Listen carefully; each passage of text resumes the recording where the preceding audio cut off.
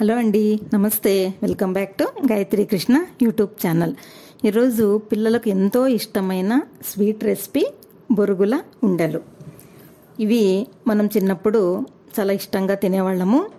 ఇప్పుడు బయట కొనాల్సి వస్తుంది. అదే మనం ఇంట్లో చేసుకుంటే క్రిస్పీగా చాలా బాగుంటాయి. మరి చేసేద్దామా? ఒక బాండీలో 3 కప్పుల బొరుగులు,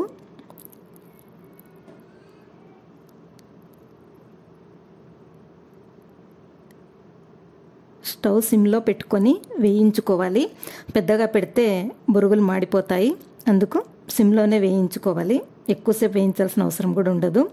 ఇలా క్రిస్పీగా ఉంటే సరిపోతుందన్నమాట. ఇప్పుడు స్టవ్ ఆఫ్ చేసేసి అవి వేరే బౌల్లోకి తీసుకొని అదే బాండీలో 1 కప్పు బెల్లం మెత్తగా దంచి అందులోకి 1 టేబుల్ స్పూన్ నీళ్లు వేయాలి. బెల్లం కరగడం కోసం. అసలు నీళ్ళు అవసరం లేదు, కానీ బెల్లం మాడిపోకుండా ఈజీగా లడ్డు తయారు కావాలంటే కొద్దిగా వాటర్ యాడ్ చేసి బెల్లం కరిగించండి. బెల్లం కరగడం స్టార్ట్ అయ్యింది. బెల్లం మొత్తం కరిగిన తర్వాత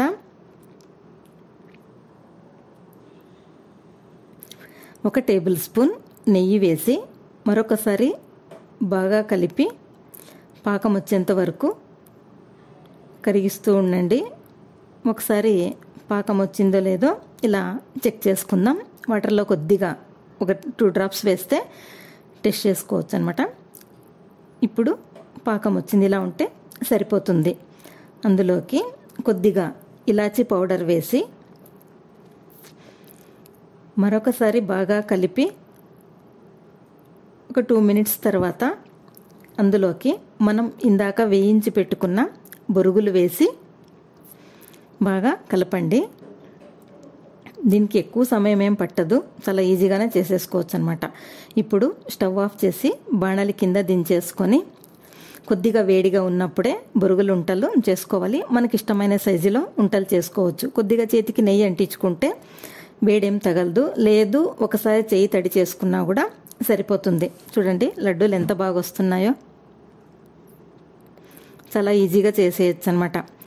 మరి మీరు కూడా ట్రై చేసి చూడండి. మన చిన్ననాటి జ్ఞాపకాలు మీ పిల్లలతో షేర్ చేసుకోండి. మరొక వీడియోతో మళ్ళీ కలుద్దాం.